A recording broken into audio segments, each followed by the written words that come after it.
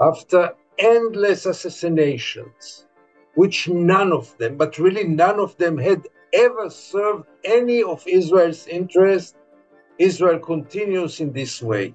The last thing Netanyahu wants is a deal now, a ceasefire. He wants this war to continue.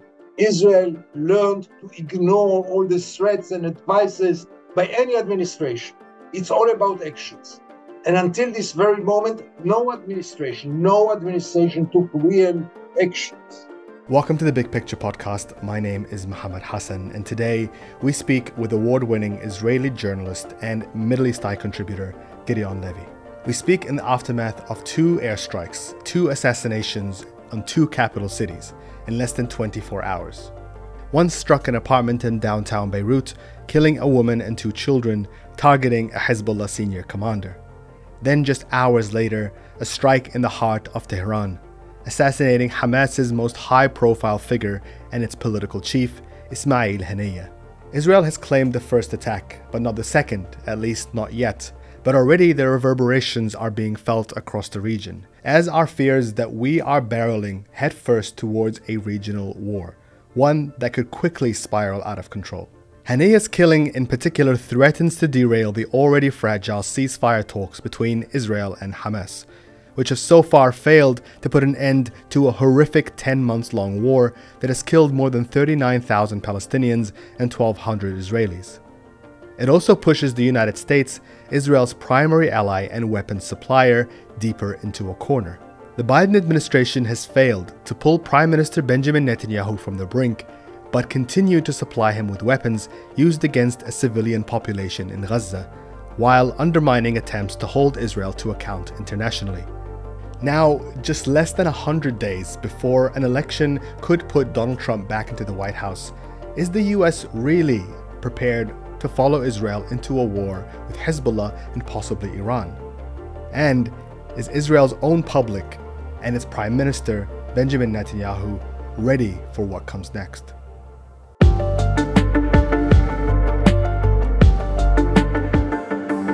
Gideon Levy, welcome to the Big Picture. Thank you for joining us today. Thank you for having me again. I want to begin by asking what your reaction was when you woke up this morning, as all of us did, and realized that there was a major assassination against a major political figure that threatens to change a lot of how we understand what is happening today in Gaza, in Israel. My spontaneous and first reaction was a mixture of sadness and fear.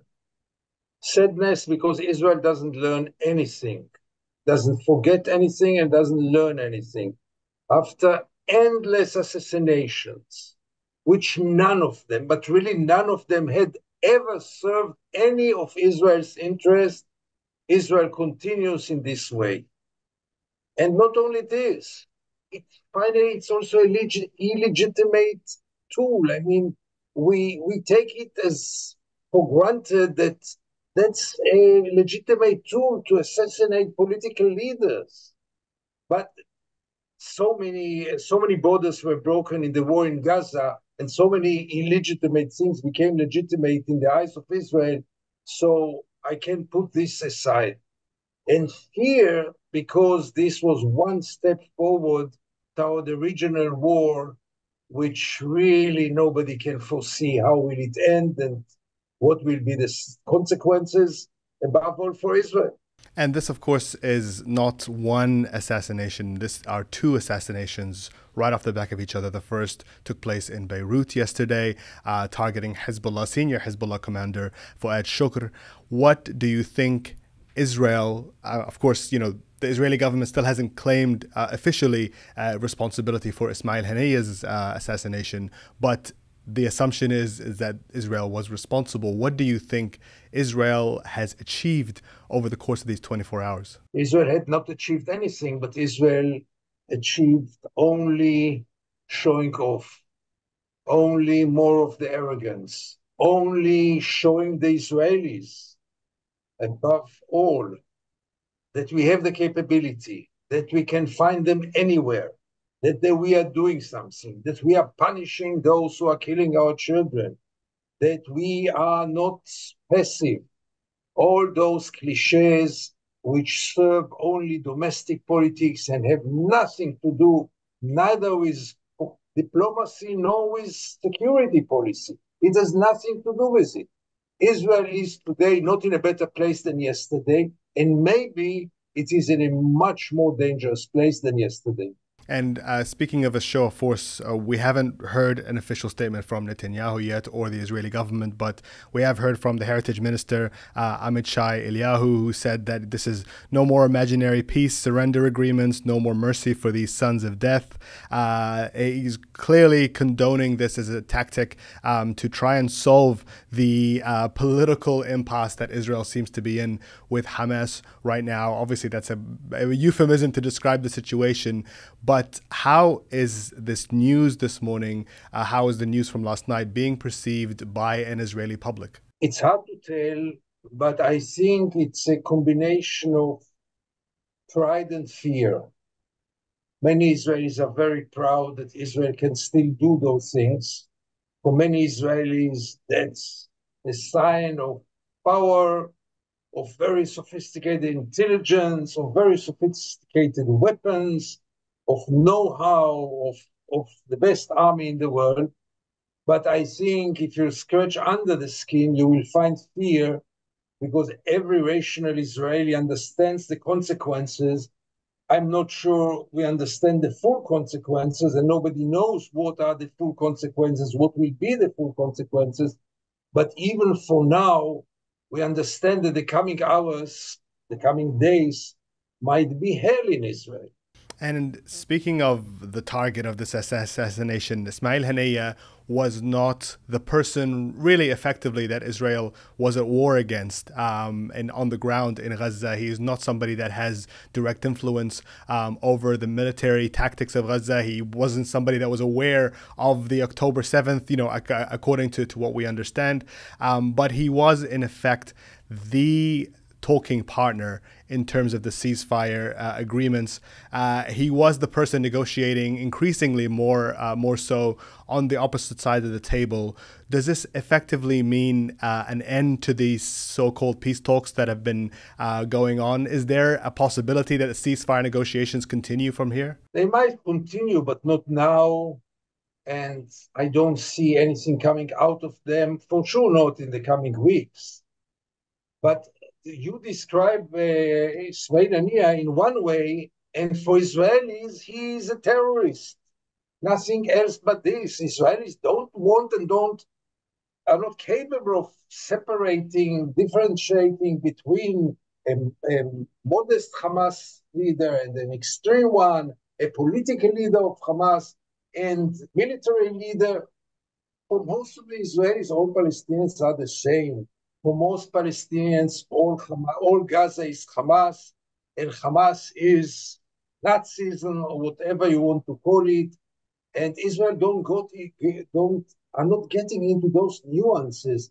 And therefore, for domestic reasons, it is a hell of a success. There have been two interpretations of this over the last couple of hours. There is one interpretation that says that this is a show of force played by a prime minister who feels invincible right now, who feels that he needs to show his own public that Israel is capable of, as you mentioned, these high precision strikes into the enemy territory, striking in the heart of two capital cities in the region without repercussions, and that will only strengthen Israel's hands in winning the war in Gaza. That is one interpretation. There is another more dangerous one that says that Netanyahu is really trying to push the region and the world to the brink and seeking out what everybody else seems to want to desperately avoid, which is a regional war that could inevitably pull Israel's ally, the U.S., into battle. Which of these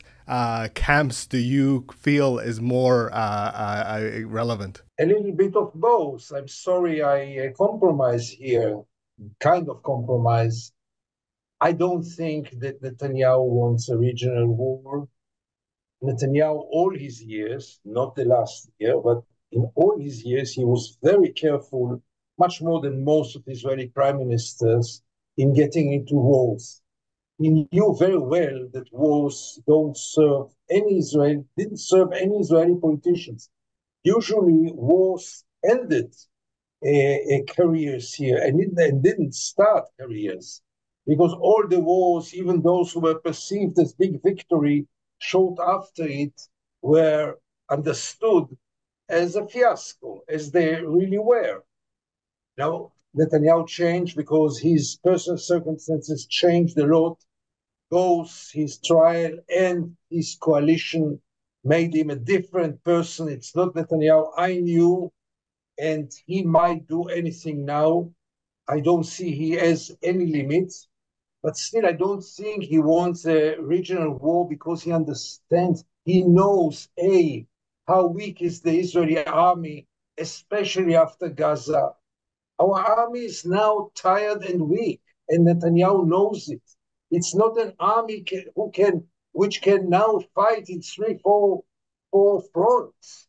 You can send your jets to Tehran and come back, but not getting into a war of attrition against 5 or 3 or 4 players. This is out of the question. In the same time, I wouldn't like to say that Netanyahu does everything only for his own career. Unlikely most of my friends would think he does it only for this. I think it is a combination of personal ambitions. Yes, ending the war is a problem for him, and therefore he does anything possible to postpone it. A deal is the end of his career, and therefore he does anything to sabotage it. But in the same time, he also never believed in any kind of agreements with the Palestinians or with the Arabs.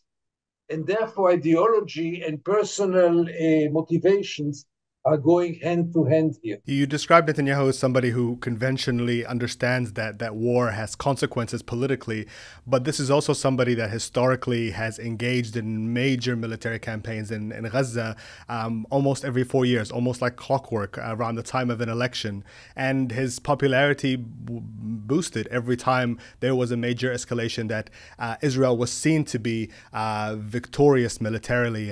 And you know, there are some who say that the reason that the military campaign in Gaza has continued 10 months on is because Netanyahu believes that this helps keep him in power. Do you think there is a strategy where he understands that military might to an Israeli public is the only thing that he can sell? Yes, and as I said, it's not the only consideration. Absolutely yes. Don't forget that the war also enables his partners and maybe him to go wild in the West Bank, which is another ambition there. We all ignore what's happening in the West Bank, but Israel is taking irreversible steps in the West Bank, from evacuating huge pieces of lands from their owners to transferring whole villages from their lands under the cover of violent settlers who all are serving the government directly or indirectly, because the government and the army do nothing to stop them.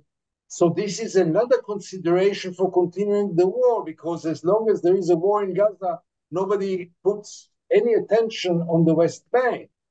It gives him also a time to go wild with his legal reforms, because while everyone is concentrated in Gaza, nobody cares about more changes that he's doing in the legal system of Israel. So altogether, the last thing Netanyahu wants is a deal now, a ceasefire. He wants this war to continue. But to minimize it only as his personal survival is the only consideration, I give him more credit than this, but it doesn't make it less dangerous. Can you explain to us what the situation, what the mood has been like in Israel, specifically over the last couple of days? There's been the riots at Sidi Tayman prison. There's been the case of the rape and sexual assault of a Palestinian prisoner that has erupted into arguments and conversations that have spilled out into the Knesset. There's been riots at IDF bases. There seems to be a splinter, not only only in Israeli public, but crucially within some elements of the security forces as well. What has that mood been like? First of all, the main almost overall mood is of despair. Israelis are really desperated. Any conversation, any small talk starts with the question, what will be? What will be? And any answer would be a very pessimistic answer. Nobody can foresee any good future for this place. The problem is that most of them put everything on Netanyahu, and this is also wrong, because it's not all about Netanyahu. There were those who started it much before him, and there are those who will replace him one day and will continue the very same policy. Don't have any mistake. None of the other candidates, the so-called opposition, are opposing the war, opposing the apartheid, or opposing the occupation. None of them. And therefore putting everything on Netanyahu and let's just get rid of him and then, the light will come over Israel, that's also misleading. There is a protest in Israel, but it's totally ineffective, not because it's not devoted and not even because of the figures. There are quite many people who go now for 1 year every week. The problem is that this is not Netanyahu's base. None of them had ever voted or ever considered to vote for Netanyahu. And therefore he can just ignore them. They are not his political base. And his political base is still supporting him blindly. And therefore he can ignore the people outside are sure that Netanyahu is about to fall, to step down. It might be very far away. I'll tell you more than this, he might even win another election. You never know, even though the polls right now don't show it. But I will not be surprised because the bunch of no ones who are the other candidates is so poor and they don't show any difference between them and Netanyahu, basic differences, about core issues, not about behavior and politeness and even corruption, but about basic issues like the apartheid. Then he can continue like this for very long. But Israelis, and here I can generalize almost all Israelis, are desperated. There is a very heavy mood. People think about their children, their grandchildren, the future of this place. Nobody can see any good future for this place. And Israel is slowly falling down, falling apart. It doesn't mean that Israel will not exist in 20, 30, or 50 years. I think it will, but it's becoming a horrible place. There is the toll of the war so far as well. Economically, there are the hundreds of thousands of reservists that have been continued to be drafted into the army. There's also the conditions on the northern border with Lebanon, where there are up to 60,000 people that have not yet to return to their homes 10 months on. That is a huge strain on the public, but that is also a huge strain on the economy. How long do you think this can continue, and how long can there still be an appetite for a military response? As long as the Israelis will continue to behave as puppets and do whatever the government tells them to do and accept everything. I've been to the north on Sunday, a few hours after the massacre of the 12 children in Majal Shams. And I went through the north to get to the Golan Heights. It's horrifying. It's really horrifying. It's goat towns.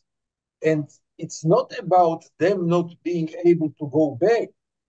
It's about them not seeing any horizon for going back. It's one thing to be 8 months, 9 months away from your home, away from your work, away from everything. It's another thing not to see the end, and nobody sees the end for it. So therefore, it's much worse than you described. But somehow Israelis accept it. Economically, I don't know how it works, but I can tell you that restaurants in Tel Aviv are still packed up. For me, it's a big mystery. Planes abroad are full. Try to get a ticket now, and the tickets are very expensive. Try to get a ticket now to Europe, and the tickets are double or 3 times more expensive than in normal times. people are traveling, people are dining, people are going out. No explanations for this. One day it will end. But right now it seems that Israel can continue with it. Israelis in Tel Aviv are ignoring the suffer of Israelis in the north or Israelis in the south. And Tel Aviv is living its life. And Tel Aviv is the center of Israel, is the heart of Israel. What would happen then if people's worst fears about the situation were to come true, if there was an escalation of conflict over the border, which could spill out into a war? Is there an appetite within Israel? Is there an appetite within the Israeli army for another military escalation that is going to look very different to the one that it's been fighting in Gaza? Look, another confrontation will not be question of the army, it will be question of the civil society. Because if the worst will happen, the main victims will be in Tel Aviv, in Jerusalem, in Haifa, not soldiers necessarily, but really the civil society. I don't think the civil society is solid enough to accept it. I can assure you that anyone who will be able will leave. The problem is that the strong ones can leave, not everyone can leave. Not everyone has the capability, possibility, and even documents to leave. It's not so easy to leave, but many will leave if it will get worse. You see the beginning of it by now, but I don't want to exaggerate. Israelis are not leaving Israel in masses, not yet. But if it will turn into a catastrophe, only the weak ones will stay here. And this should worry any Israeli because part of them will never be back. Like part of the people who left the north or the south will never be back there. This is also a major problem. Not everyone will go back after a year away or 2 years away. You either build your new future somewhere else or you lose any kind of sense to be there because you suffered so much for it. So you will relocate yourself inside Israel or outside Israel. Those are all very realistic scenarios, and they are not very hopeful by far. You spoke about the divisions between Netanyahu's base, who is still very much behind him, still very much fired up. There are those on the far right that are fueling the expansion into the West Bank, the continuation of the war in Gaza, the resettlement of Gaza in a lot of cases. But that is also, we're seeing those fractures emerge in the IDF with some of the reservists and the divisions between the reservists and the leaders of the IDF. There are divisions politically, at least, between the leadership of the IDF and Netanyahu. What can you tell us about that division? Is it as stark as what appears on the surface, and does it speak to something that goes much deeper? Let me be clear. Until now, 9 months in the war, there were almost no refusals. Everyone who was called went to serve. I don't say if it's good or bad, but it's a matter of fact. There were some gray refuseniks who did it under the radar, but it's not in meaningful figures. Unlikely other wars in which in this stage you would expect already a massive public movement of refuseniks, it didn't happen here. Which means that at least for the short future, don't expect the soldiers not to show up. They will continue to serve and continue to pay in their lives. Not that I can fully understand it, because most of them understand the lack of logic of this war, the lack of any sense of this war. Most of them are supposed to understand the crimes that we are committing, which cannot lead any country to a good place, which will affect one day the regime in Israel, and we see it by now. But here and there you see cracks, like we saw the other day when those fascist activists penetrated into Sde Teiman, the concentration camp of the army in the south, and to another army bases where the few rapist soldiers were held. This was a very warning sign, but don't count on it. I mean, don't expect the Israeli army to fall apart within the few months or weeks. If they will be cold, they will come. That's the nature, that's the spirit of Israel, for the good and for the bad. It's not that I'm very proud or happy about it, but that's a matter of fact. Last week, Benjamin Netanyahu was in the United States speaking to the U.S. Congress. He received what can only be described as a hero's welcome on that floor by a lot of the majority of Republicans, Congress people, but also a significant number of Democrats as well. How was that seen from Israel? How was that perceived? First of all, I'll tell you how it was seen by me. For me, it was the most shameful hour of the American Congress. I think Capitol Hill never witnessed such a shameful session like the session with Netanyahu. Cheering to a criminal of war, standing ovation, 55 standing ovation for what? For someone who is responsible for mass killing in Gaza of tens of thousands? For someone who is responsible for mass killing of children and women? For whom did they cheer? This was so shameful. And I believe that most of the Israelis were not misled by those scenes. I mean, on one hand, obviously the right-wingers were very proud, and there is a reason for them to be proud. There's no other statesman who was invited to appear in front of the Congress 4 times. No European prime minister could do it. No Asian leader could get to it.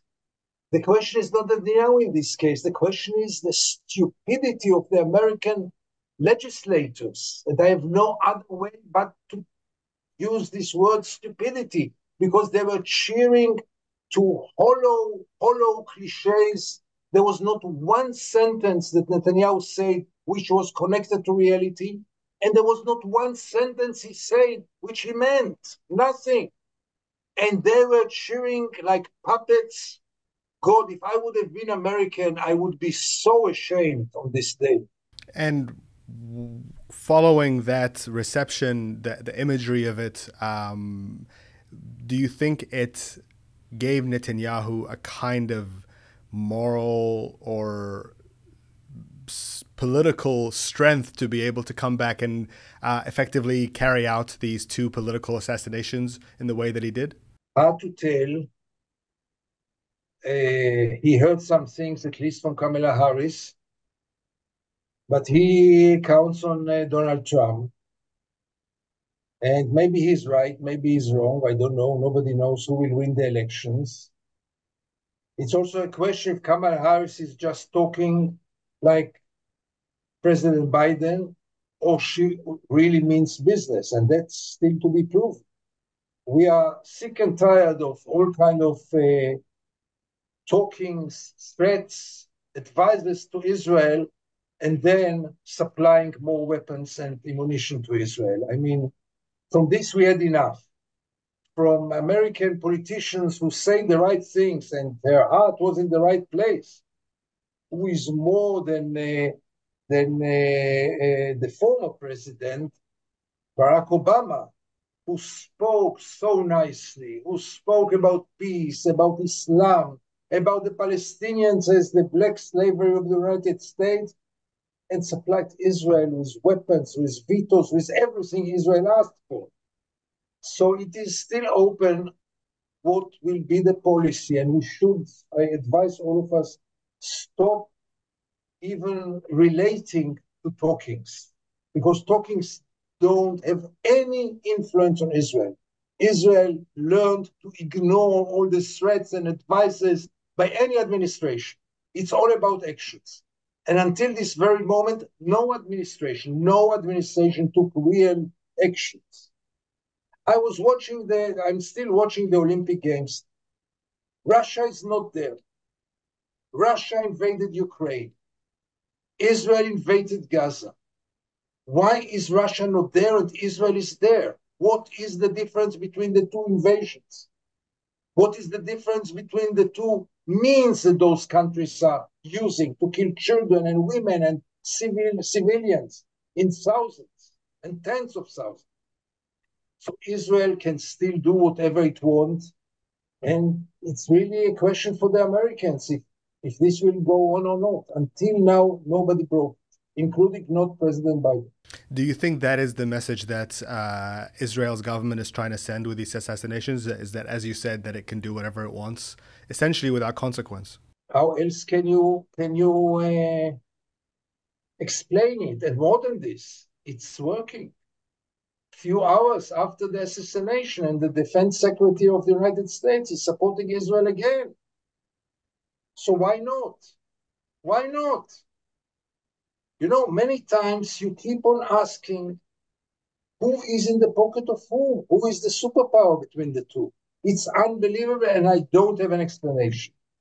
Let's hope that Kamala Harris will put an end to this vicious cycle. By the way, it's a vicious circle which does not serve Israel.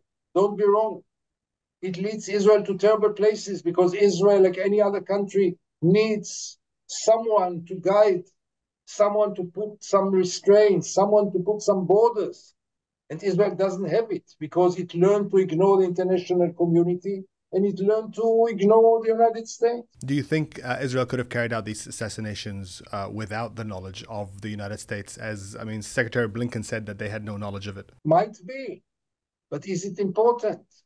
Anyhow, the question is, what are the Americans doing after it?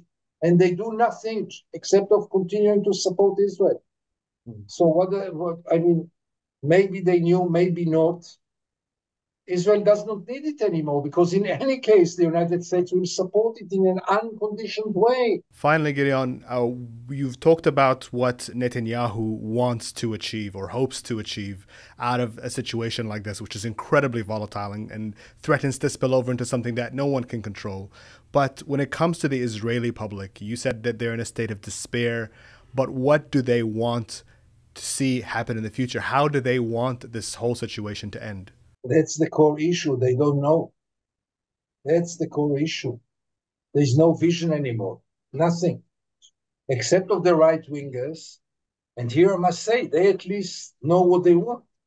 They want all the Palestinians to disappear between the river and the sea, and maybe more than this, in many ways. But they want to see Israel totally after an ethnic cleansing, one way or the other, in a war, through tyranning them, through transferring them, whatever. But they want to see a Jewish Israel an all Jewish Israel between the river and the sea, and they are very clear about it. Except of them, nobody knows what he wants. You will ask anyone who claims he is a leftist Zionist, what is your vision? What do you want? And he will stutter. He will not find any reasonable or cohesive vision because they don't have a vision. The two-state solution, they understand, is not relevant anymore. And even if they don't understand it, it's hollow to speak now about two-state solution with 700,000 settlers in the West Bank. I mean, what does it mean, two-state solution with 700,000 settlers? One state solution horrifies any Israeli because then it stops to be a Jewish state. So people have no vision and no solution, and therefore despair is so strong. Without an alternative vision or an alternative solution on the table, what is there to stop this far-right vision, this dream of a greater Israel from becoming a reality? Only the international community. And it did nothing until now. Nothing. And it doesn't seem to do something. Maybe the next generation of the Americans, those who were protesting in Columbia and in Harvard, when they will become one day Secretary of State and Secretary of Defense and presidents, maybe they will change the direction of American policy. Until then, there's no one to stop Israel. Gideon Levy, we always appreciate your analysis. Thank you very much for joining us today. Thank you very much for having me, and it was really very interesting to answer your questions, I must say. Very challenging and very interesting, as usual. Thank you very much. I appreciate your time. Good luck for the rest of your day. Thank you very much. Bye-bye. Same for you. Thank you. Bye-bye. Thank you for watching this episode of The Big Picture, and a big thank you to our guest today, Gideon Levy. Please continue to follow our ongoing coverage of the situation in Tehran, in Lebanon, and of course in Gaza, as we continue to speak to the experts and give you the analysis that you need to understand what's going on. Please tell us what you think about this conversation and the assassinations that we have seen over the last 24 hours. Leave your comments below. And as always, you can listen to this episode and all of our episodes wherever you get your podcasts from. And until next time, salam.